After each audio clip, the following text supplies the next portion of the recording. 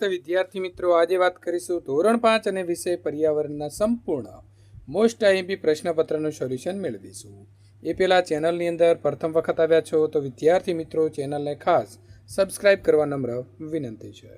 વિદ્યાર્થી મિત્રો, ધોરણ 5 પર્યાવરણના પ્રશ્ન નંબર 1ની વાત કરીશું। નીચેના પ્રશ્નોના જવાબ આપેલા વિકલ્પમાંથી પસંદ કરીને આપો। શ્રીનગરમાં મોટાભાગના લોકો કેવા ઘરોમાં રહે છે? તો ડોગા એટલે કે ડી આવશે। ચાગયાક દરિયાની સપાટીથી આશરે કેટલા મીટરની ઊંચાઈ ઉપર હતું? તો મિત્રો આવશે 5000। મનાલી એ કેવા પ્રકારનો વિસ્તાર છે? તો પહાડી વિસ્તાર છે। માગે મુજબ જવાબ આપો। નીચે આપેલા પ્રશ્નોનો જવાબ આપો। કયા લક્ષણો માતા પિતા તરફથી બાળકોમાં જોવા મળતા તે 3-4 વાક્યમાં લખવાના છે।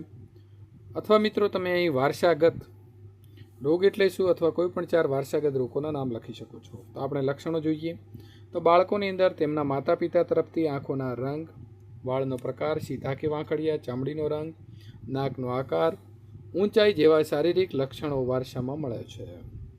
બ. સુતરાઉ કાપડ બનાવવા માટે કપાસ પાકને ઉગાડવામાં આવે છે। તમારે લીલા અને તાજા શાકભાજી ખાવા હોય તો શિયાળાની ઋતુની રાહ જોવી પડે। પાકની લણણી માટે દાંતરડાનો ઉપયોગ થાય છે।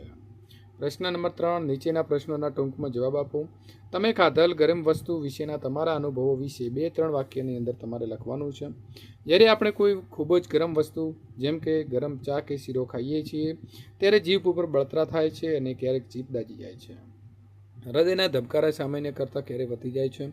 તો સામાન્ય રીતે જ્યારે આપણે દોડીએ છીએ, ખૂબ ઝડપથી સીડી ચડીએ છીએ કે કસરત કરીએ છીએ ત્યારે હૃદયના ધબકારા વધી જાય છે। આ ઉપરાંત જ્યારે આપણે ખૂબ ડરીએ છીએ અથવા ગભરાઈ જઈએ છીએ ત્યારે પણ હૃદયના ધબકારા સામાન્ય કરતાં વધી જાય છે।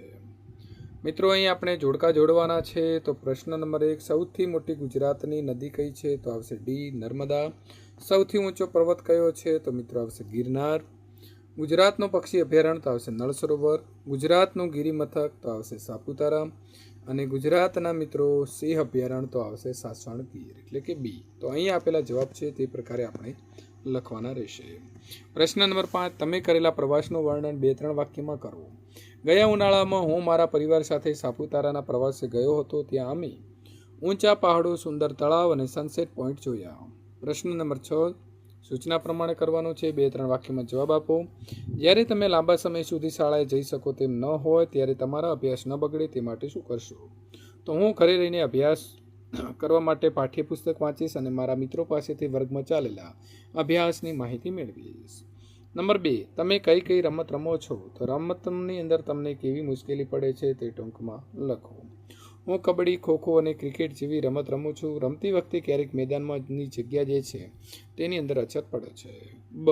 નીચેના શબ્દો સમજાવો। તો મુકાદમ એ વ્યક્તિ છે જે શ્રમિકો અથવા મજૂરોની ટોળીનું પ્રતિનિધિત્વ કરે છે। પૈસા ઉછીના લેવા, તો જ્યારે કોઈ વ્યક્તિ પોતાની જરૂરિયાત પૂરી કરવા માટે બીજી વ્યક્તિ પાસેથી નાણાં મેળવે છે। નંબર 3, સ્થળાંતર, તો રોજગારી, અભ્યાસ કે અન્ય કારણોસર એક જગ્યાએથી બીજી જગ્યાએ જઈને વસવાટ કરવો તેને સ્થળાંતર કહેવાય છે।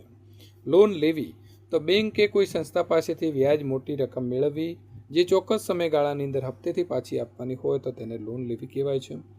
પ્રશ્ન નંબર 7, સૂચના પ્રમાણે કરો। નીચેના ઘર બનાવવા માટે વપરાયેલી વસ્તુઓની યાદી। તો પાકું મકાન માટે મિત્રો મુખ્યત્વે ઈંટો, સિમેન્ટ, રેતી, કપચી, પથ્થર, લોખંડના સળિયા, ટાઇલ્સ, લાકડું અને કાચ જેવી વસ્તુનો ઉપયોગ થાય છે।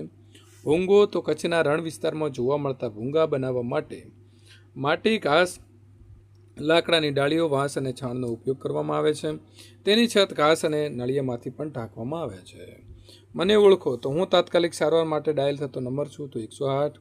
આગ લાગે ત્યારે મને બોલાવવામાં આવે છે તો ફાયર બ્રિગેડ, લશ્કર। મને લીલો દુકાળ કહે છે તો અતિવૃષ્ટિ। હું નદીનો ધસમસતો પ્રવાહ છું તો પૂર। મિત્રો, અહીં નકશો આપ્યો છે તેના આધારે જવાબ આપવાના છે। ગુજરાતના જે છે તે મિત્રો પાડોશી રાજ્ય તો રાજસ્થાન, મધ્યપ્રદેશ અને મહારાષ્ટ્ર। ભારતની ઉત્તર દિશામાં આવેલા કોઈપણ 2 રાજ્યોના નામ તો હિમાચલ પ્રદેશ અને ઉત્તરાખંડ। નકશામાં કયા કયા રાજ્યમાં જંગલો આવેલા છે? તો અરુણાચલ પ્રદેશ, મિઝોરમ અને મણિપુર। ગુજરાત અને હરિયાણા વચ્ચે કયું રાજ્ય આવેલું છે? તો રાજસ્થાન। ભારતના પાડોશી દેશનું નામ તો પાકિસ્તાન, અફઘાનિસ્તાન, ચીન અને નેપાળ। વિદ્યાર્થી મિત્રો, આ પ્રકારના સંપૂર્ણ સોલ્યુશન મેળવવા માટે ચેનલને સબસ્ક્રાઇબ કરી તમારા મિત્રો સુધી આ વિડીયો શેર કરવાનું ભૂલશો નહીં।